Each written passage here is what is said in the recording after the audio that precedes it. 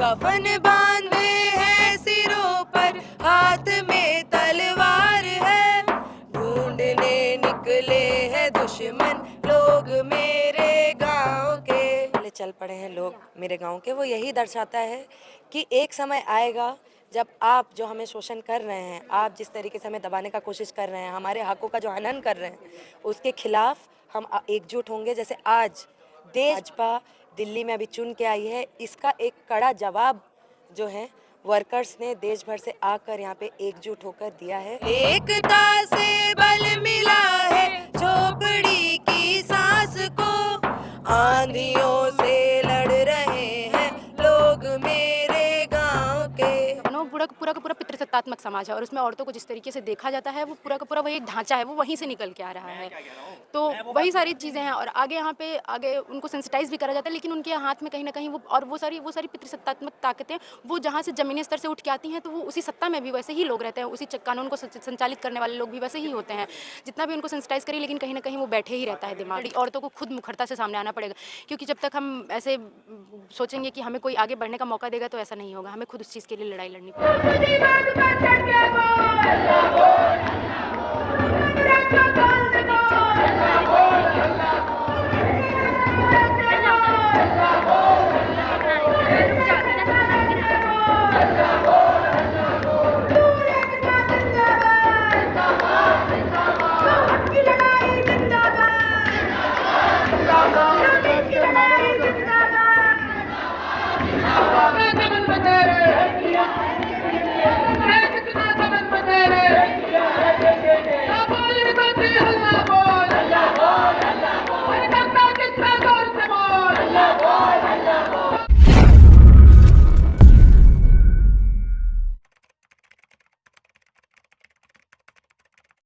ले मशाले चल पड़े हैं लोग मेरे गांव के, अब अंधेरा जीत लेंगे लोग मेरे गांव के। कह रही है झोपड़ी और पूछते हैं खेत भी, कह रही है झोपड़ी और पूछते हैं खेत भी। कब तलक लुटते रहेंगे लोग मेरे गांव के, कब तलक लुटते रहेंगे लोग मेरे गांव के। बिन लड़े कुछ भी यहाँ मिलता नहीं ये जान कर, बिन लड़े कुछ भी यहाँ मिलता नहीं ये जान कर।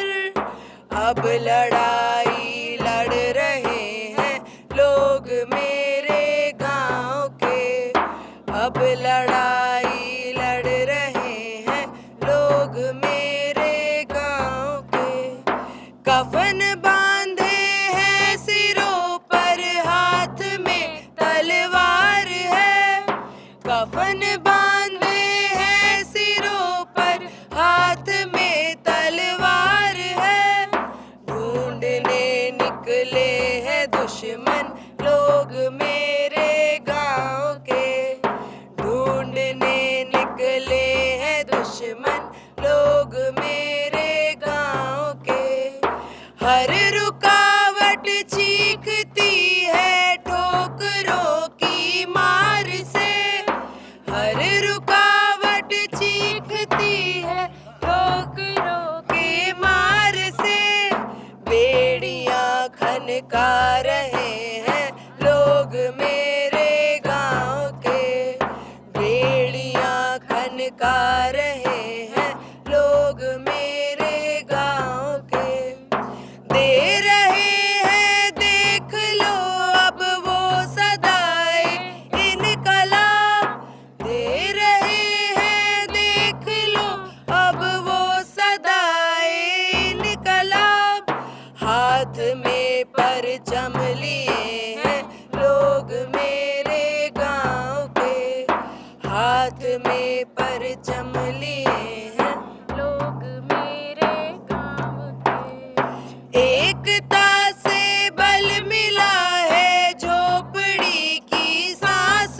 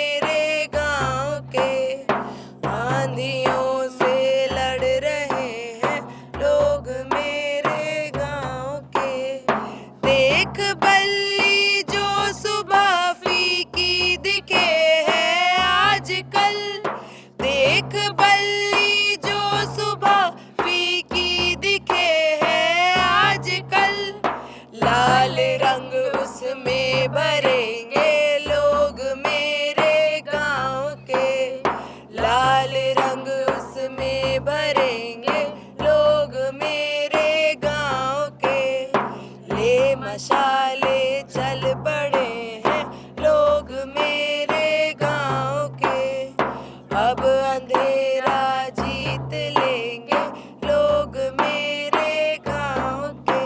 वाह वाह, बहुत सुंदर। मैम मैं सवाल लेना चाहूँगी, इस जो आप अभी यहाँ पर गाने के माध्यम से जो दर्शाई हैं, इसका क्या मकसद है? गाना जो है ले मशाले चल पड़े हैं लोग मेरे गांव के, वो यही दर्शाता है कि एक समय आएगा जब आप जो हमें शोषण कर रहे हैं, आप जिस तरीके से हमें दबाने का कोशिश कर रहे हैं, हमारे हकों का जो हनन कर रहे हैं, उसके खिलाफ हम एकजुट होंगे। जैसे आज देश भर के मजदूर दिल्ली में जहां भाजपा दिल्ली में अभी चुन के आई है, इसका एक कड़ा जवाब जो है वर्कर्स ने देश भर से आकर यहाँ पे एकजुट होकर दिया है कि हम अपने शोषण के खिलाफ लड़ेंगे, हम अपने हक को नहीं मारने देंगे, न्यूनतम मजदूरी हम लेके रहेंगे, पक्की नौकरी हम लेके रहेंगे। जैसा कि आप कहें कि दिल्ली में भी बीजेपी की सरकार आ रही है, लेकिन उसको लाने वाले तो आप ही लोग हैं।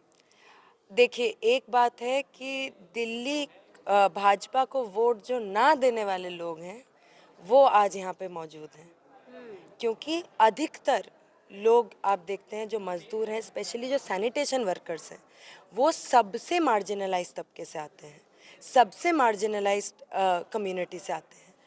वो लोग कभी भाजपा को वोट नहीं करते हैं, क्योंकि उनको पता है कि सबसे बड़ा अटैक अगर भाजपा करेगा तो वो उन्हीं के ऊपर करेगा। कौन है उनको? उनको वोट दे रहा है मिडिल क्लास, वोट दे रहा है, ठीक है, उनको वोट दे रहा है आपके अमीर लोग तो दे ही रहे हैं, उनके पॉकेट में बैठे हैं, ठीक है।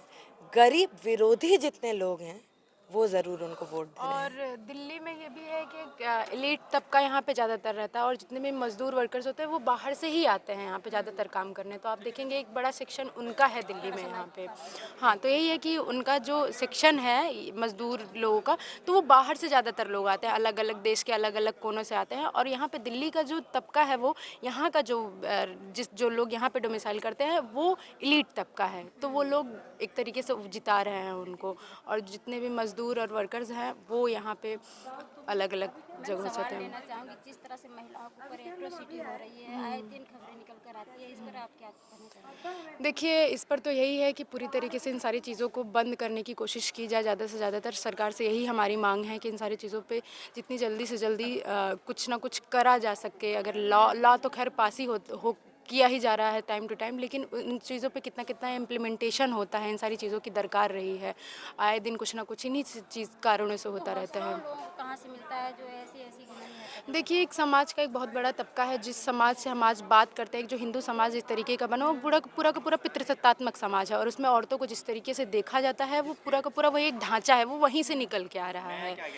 तो वही सारी चीज़ें हैं और आगे उनको सेंसिटाइज भी करा जाता है, लेकिन उनके हाथ में कहीं ना कहीं वो सारी पितृसत्तात्मक ताकतें वो जहाँ से ज़मीनी स्तर से उठ के आती हैं, तो वो उसी सत्ता में भी वैसे ही लोग रहते हैं, उसी कानून को संचालित करने वाले लोग भी वैसे ही होते हैं।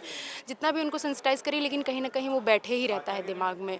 अभी एक वीडियो आपने देखा होगा, एक पुलिसकर्मी ही होता है बस स्टैंड पे एक औरत को ज़बरदस्ती पकड़ने की कोशिश करता है। तो वही सारी चीज़ें हैं इसी तरीके से। रुकेगा कैसे? ये रुकने का यही है कि उन सारी चीज़ों पे ज़्यादातर अलग अलग फोरम से बात किया जाए, उन सारी चीज़ों पे जो लॉ एंड गवर्नेंस का जो काम हो रहा है उन पर ज़्यादा से ज़्यादा इम्प्लीमेंटेशन हो और अलग अलग फोरम से उनके अंदर एक फैलाया जाए, संज्ञान की बात की जाए, यही है। महिलाएं अपने लिए क्या ऐसा कुछ करें कि वो सशक्त बन सके इस पर? महिलाएं, अभी देखिए महिलाओं की अगर हम बात करें तो शिक्षा को तो सबसे बहुत ज़रूरी मुद्दा है शिक्षा आज के समय में। फिर भी महिलाओं की शिक्षा की जो संख्या, शिक्षित महिलाओं की संख्या धीरे धीरे बढ़ ही रही, लेकिन अभी भी कुछ ऐसे तबके हैं जहाँ पे कुछ एक हद तक उनको पढ़ाई शिक्षा दे करके उनको रोक दिया जाता है। और ये है कि एक आर्थिक रूप से अगर वो मजबूत होंगे तो वो भी एक बहुत बड़ी, और हमें लगता है कि राज्य को भी इसमें हस्तक्षेप करना चाहिए। महिलाओं को ज़्यादा से ज़्यादा रिजर्वेशन की बात होनी चाहिए, हर जगहों पे उनको आगे बढ़ाने की कोशिश की जाए, हमें लगता है इस तरीके से। अक्सर देखा जाता है कि लोग घरों के जो मुखिया रहते हैं अपने बहन बेटियों को घर से बाहर नहीं निकलने देते हैं। क्या कहेंगे? तो वही है, ये सारी चीज़ें तो बहुत ही गलत हैं, यही कहना चाहूँगी। और ये ऐसा नहीं होना चाहिए और इस पे हम क्या ही कह सकते हैं। जैसा कि मैंने बताया है कि वही सामाजिक ढांचा है, बदलते बदलते ही जाएगा। और इन सारी चीज़ों पे मुझे लगता है औरतों को खुद मुखरता से सामने आना पड़ेगा, क्योंकि जब तक हम ऐसे सोचेंगे कि हमें कोई आगे बढ़ने का मौका देगा तो ऐसा नहीं होगा। हमें